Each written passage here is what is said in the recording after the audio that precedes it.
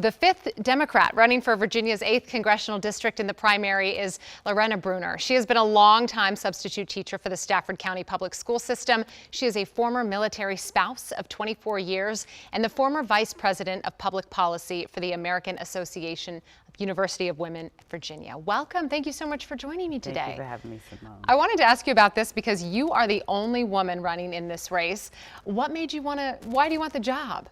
Oh, the reason why I want the job is that, first of all, statistically, and between the Senate and Congress, the 119th Congress, there's less than 30% women that are voting members and 79% men. So we keep saying that we are representing women, we're representing you, but we really actually don't have equal representation for women in Congress. There's over 50% of women in the United States overall that are living in the United States, but yet we have like nearly 79% men that are in Congress. So we need to get closer to the 50% in Congress and the Senate. Sure, and I thought it was interesting, your path to the campaign trail, because you entered this race expecting Virginia's congressional maps to change, right? And when the Supreme Court struck down the new maps, you stayed in this race despite the fact that your district where you live looks a little different. Can you elaborate on that? Yes, exactly that. I wanted to run for whatever district it would have been, whether it was District 7 or District 8, I just wanted to be in there to represent the people. And so when I got the opportunity to run for District 8, and I was told after I registered my signatures and stuff that, you can run in District 8 even though you don't live in it. I was amazed because had I stayed in District 7, I found out later on, I wouldn't have had this opportunity to run for the primaries because half of those, about 9 people were running against the incumbent, and half of those decided not to run anymore because the District 8 was no longer going to be District 8 that they wanted, but the remaining 4 wanted to run, and District 7 eliminated them.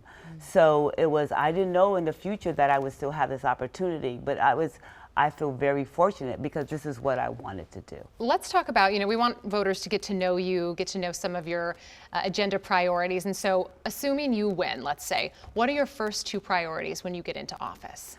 My first 2 priorities is I would like to, I'm interested in getting the gouging out of prices. Everything is high, food, childcare, gasoline and stuff. And the thing about it is the prices are higher because we have these tariffs, and we need to do something about that because it's hard. People are struggling. Yes. It's struggling to get to work. I mean, I'm with you there. I'm like, I can't believe every time I go to the gasoline pump, the prices are up. So how are people getting back and forth? And school is starting. People are going to have to get their kids to school and such. So that's one of the things I want to take care of. I wanted to build off of what you just said because, you've been in the public school system, you've been a teacher. What are some of the biggest challenges that are facing Northern Virginia students and schools? Well, keeping teachers, because teachers aren't getting paid enough and the benefits aren't there. And so, unfortunately, our children are missing out because and the thing about it is, students get attached to their teachers. They're like family. Of course. So when their teachers have to leave, it's a devastating, experience for them. So we need to pay our teachers more so that we can keep them in the schools. So that's one of the things right there. Let's talk about the incumbent. You are challenging a well-known incumbent, of course, from your party, Don Beyer. And so what do you think you can bring to the table that either he is falling short on or has not done so far? Well, what I'm bringing to the table is grassroots. The thing is, he has been, first of all, he has been in office for 10 years. And the thing is, people need new leadership. The thing is, the old leadership has to come up to date with the present. And everything has changed quite a bit. And so people need new leadership. There's a gap right now between what people need and what has been going on in the past and still going into the present. So we need new grassroots leadership. I speak to people daily on a day-to-day basis. As I'm putting out my signs in the community, I speak with the people, I talk to the people, I've been to the polls and such, and people need to get a different viewpoint, a different lens from the everyday people. Something that I found interesting, you and I were just having a conversation before the interview started, and when you say grassroots, I mean, you mean literally. You've been going door to door, you've been talking to people on the phone, and so do you think that that has really kind of helped your campaign? Yes, it does quite a bit, because people really appreciate you. Even today, even though I live in Stafford and I'm running for office in the District 8, I still have supporters from Stafford. They still want to support me. They want to vote for me, but they can't vote for me because they're not in their same district. But they support me. They have my signs. I have signs up in Stafford, just like I have signs up here. And people come to you when they feel like, I still have people calling me, asking me, can I look into this and that for them? Because when you meet them face to face, door to door, and you tell them you really care about them, they do not forget. And so that's my point. What has your experience been? Have you received criticism for not living in the district from voters? What's that experience been like? Well, actually, people are surprised. They don't understand why that's the case. And so I explained to them actually how I ended up here to begin with. It wasn't like I planned it to be this way. This is what my expectation was. But with that being said, a couple of them had said, well, you don't live in the area, and so I don't understand how you could run here. Well, the thing about it is, when I was in Stafford County running for political office, I didn't know a lot of Stafford County either. So it's the same thing. You have to get up, in both instances, get out there and get to know people and talk to people. And actually, Stafford and District 8, we have a lot of similarities. Everyone is hungry. Everyone's fighting with gasoline prices. Everyone is struggling for health care. So it's like we're still family. We're still neighbors. We still have the same needs. How would you propose taking on some of those affordability issues? Because you're absolutely right. We hear that time and time again from voters who are speaking with us saying, life is too expensive. I can't afford my rent. My housing's an issue. Childcare is an issue. How would you go about tackling some of those issues, and are some of them more of a priority to you than others? Well, one of the things that is a great concern is about all our federal workers that we've lost, that they've lost their jobs and everything. And we need to have some things put in place so that the government cannot get rid of, we need to have firewalls so they can just fire them. They can't go on strike or anything like that, you know, when they're not getting their jobs, when their jobs are taking care of them, because they're merit-based.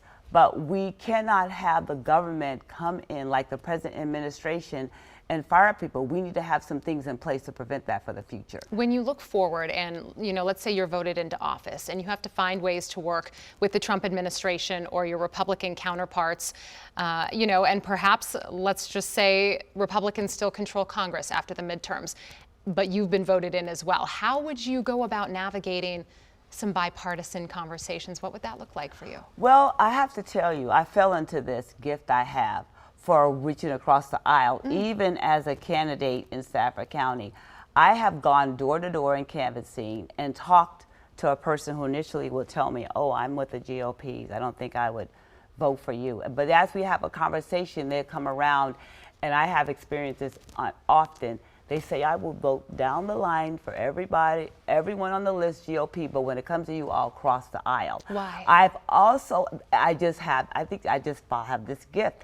I've also run into recently a candidate that's running for the GOP. How did that for go? Senate. And actually, it went quite well. Okay. We were able just recently, in a recent forum, and we were able to come, and that was interesting. It was my gift. We were interested in coming to terms, and we talked about coming across the aisle for mutual interest. And this is as a candidate recently.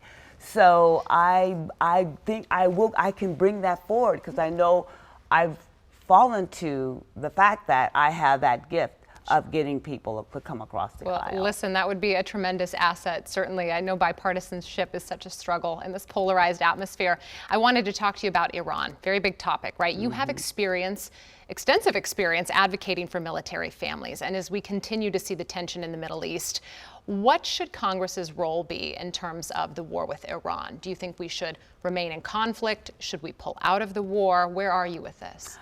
I'm with we need to pull out the war as soon as possible. I know from personal experience what it's like to have a family member. Actually, with my children's father and I, our first tour was overseas in England, and he was a fighter pilot, a co-pilot for jets in the Air Force.